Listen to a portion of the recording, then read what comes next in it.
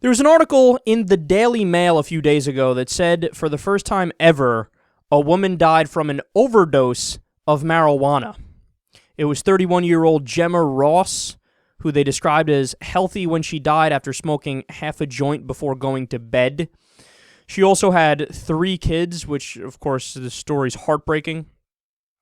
Well, today, there's articles all over the place that are just 100% calling bullshit on the cause of death being marijuana toxicity or an overdose of marijuana. Because, like I said, she only had about half a joint. So, scientists and doctors and researchers from all different groups and all different universities, their quotes are sprinkled all over the place, and they say it's much more likely that this is just a rare case of random cardiac arrest that happens in like 1 in a million cases or so. And, you know, I think it was a teacher from somewhere near where I live. When I was in college, we heard about it because it was a teacher who was a high school teacher. One of my ex-girlfriends, her teacher, just died at the age of like 28 or whatever from a heart attack. And there was no, substances in a system, nothing. It was just a heart attack.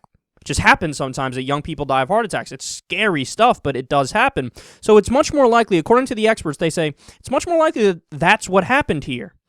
And now you might say, well, look, man, that's speculation also. We don't know for sure, so let's be agnostic about this. No. We're not going to be agnostic about this. Here's what convinced me that it was certainly not a marijuana overdose. Listen to these facts. According to the DEA, who are no fans of marijuana, as we know, but they've even admitted this. According to the DEA, a marijuana smoker would have to consume 20,000 to 40,000 times the amount of THC in a joint in order to be at risk of dying. 20,000 to 40,000 times. So you would actually have to smoke 20,000 to 40,000 joints to get to that point.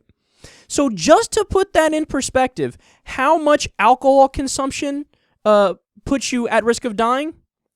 10 times the effective dose. Marijuana, 20,000 to 40,000 times the effective dose. Alcohol, 10 times the effective dose, and you can croak. 15 times, you're almost guaranteed to die. Wow, man. Now, also, there's this scientific classification called the LD50 number that they use to categorize the lethality of different substances. And basically what that means is, what is the lethal dose, LD, that's what it stands for 50% of the population, LD50. So if you give it to 10 people and 5 people die, how much do you have to give for that to happen? Well, a marijuana smoker would theoretically have to consume nearly 1,500 pounds of marijuana within about 15 minutes to induce a lethal response. 1,500 pounds within 15 minutes. Ladies and gentlemen, it is physically and scientifically impossible to overdose on marijuana.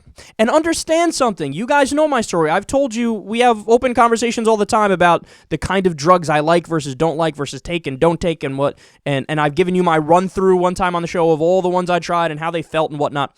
And here's the thing. Weed is literally, I think, my least favorite. It was my least favorite, yeah, because I smoked it maybe 20 or 30 times in my life, and about half the times, I was paranoid. It got me paranoid, so it happened in a small number of cases, right? And I read about it. That does happen. That's a symptom for some people when they smoke it. In a small percentage of cases, people just get paranoid for whatever reason. So this is coming from a guy who doesn't even like marijuana. I don't like marijuana, but facts are facts, and the facts are that you can't fucking overdose from it. So that story from the Daily Mail was absolute, certifiable garbage.